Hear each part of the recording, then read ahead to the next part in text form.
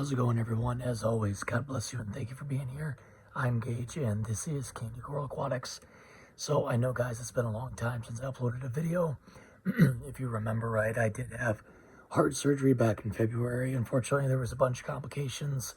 I was in the hospital for over 2 months, yada, yada, yada. I've been home for about 2 months now, but as you can tell, I still don't have a voice. So I actually have a paralyzed vocal cord that I'm waiting to come back. So sorry, but you just got to bear with me as I heal. So, guys, anyways, let's go over what's been going on with the tank. So while I was home, like right when I got back from the hospital, I really didn't have a bunch of energy to do anything. I was pretty sick. I didn't want to put my hands in the tank because I didn't want to risk, getting an infection or anything. So long story short, stuff kind of fell by the wayside and stuff started to go, downhill. My corals really showed a lot of discoloration. The Acropora especially had a lot of discoloration in it.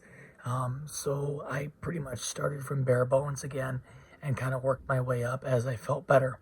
So what I've been doing now on a regular everyday basis is I have been dosing AB Plus by Red Sea.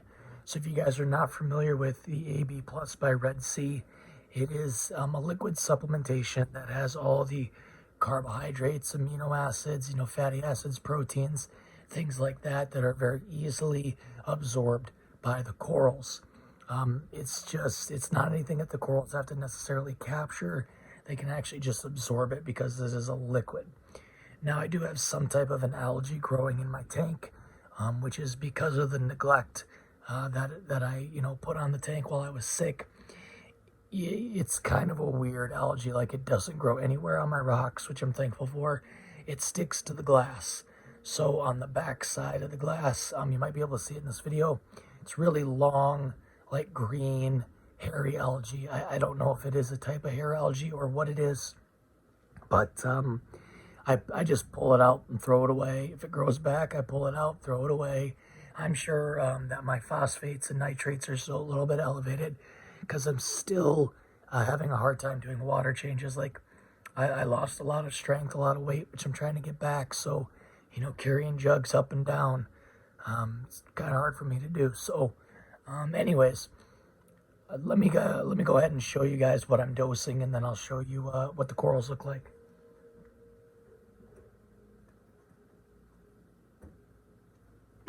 So the first thing I'm dosing, like I said, is the Reef Energy A plus or AB Plus Coral Nutrition. And then I also am dosing Restore by Brightwell Aquatics. The reason I'm dosing Restore is I did have some issues with my Acropora because I was neglecting my tank where they lost a lot of color. And I think in combination with the Reef Energy Plus and the Restore, it's really responsible for the good colors that I'm seeing now. So I haven't dosed the tank yet today, so I'll go ahead and do that for you guys. I give each bottle a little shake.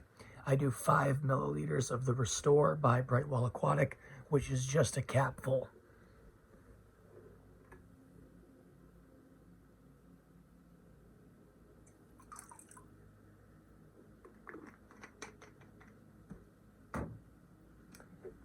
All right, then when it comes to the Coral Nutrition Plus by Red Sea, same thing, I give it a shake. Now, I was really religiously every single day dosing what the bottle said, which was probably about between 7 to 10 milliliters for my tank. After I did that for a few weeks, I decided, you know what, I'm just going to start freehanding this and see what happens. And I have had explosive growth in a lot of my stuff. So even my zoanthids, a little while back, were not showing very good color. They didn't want to open all the way, etc., etc. So since I started dosing the Coral Nutrition, I can say I've seen a lot of growth in some of my, stony corals, my SPSs, and I've seen a lot of that return of color and open polyps within my zoanthids. Let me see if I can, I'll dose this first. Well, I don't know. Let me zoom in first, because if I dose first, it might disrupt the natural coloration that you can see in the tank just because of the lens filter here. Looks a little bit grainy, doesn't it? Let me see if I can get a little bit closer here. Not sure why it's so grainy. Let's see if I can get this to focus here.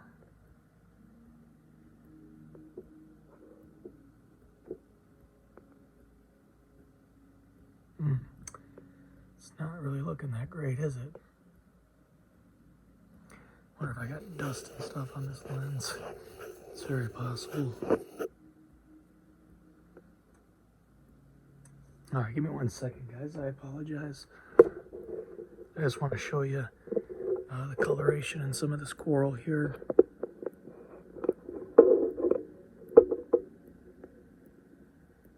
That looks better. So you can see the Rastas, they're starting to grow like wildfire again. They look great. Ignore the giant Aiptasia that I have. Like I said, I haven't been putting my hands in the tank a lot. So I did have a little bit of Aiptasia that really just kind of blew up and turned into massive Aiptasia. I put peppermint shrimp in here, and they did do a really good job at eradicating all the other Aiptasia, but they won't eat any of the really big stuff. So that is something that I have to get rid of myself. But yeah, Zoas look great. All of the SPS coral is looking great. See if I can do a little bit of a top down for you guys here. That sour apple bird's nest in the back. Look at the colors on it. Looks great. Same thing with my chalice over here, my Jedi Mind Trick. That looks really good. Yeah, so, you know, kind of excuse the shoddy camera work here, guys, because it has been a while since I've done this. Trying to do the best I can here. All right, so as you can see, my filter decided it was going to quit working here, but let me see if maybe we can get lucky enough to refocus it a little bit. If we don't, that's okay. We're towards the end of the video anyways. So what I'm going to do now, guys, is I'm going to go ahead and I'm going to show you how I dose the AB Plus Coral Nutrition. So once you give it a shake, I just, like I mentioned before, freehand it.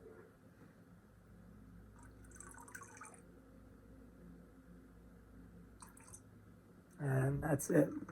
You can see it's like this nuclear green color. It's pretty cool. I turn off my power heads. Well, I turn off one power head. I leave one on. And of course, I unplug the filter so that way, you know, the filtration is not removing, you know, the nutrition that we just added. And then on top of this, I will also feed Rod's Food, which is the type that I use. It's a fish-only blend, so it doesn't have extra stuff in it for the coral. But to be completely honest with you, the coral eat it anyways. I think the whole coral nutrition / fish only, when it comes to actually like food products, like frozen food products, I think they just do that as a gimmick, or they do it for people that don't really know. And they just try to get you to buy something that you don't really need, I guess. Because corals will eat pretty much anything you put in front of them.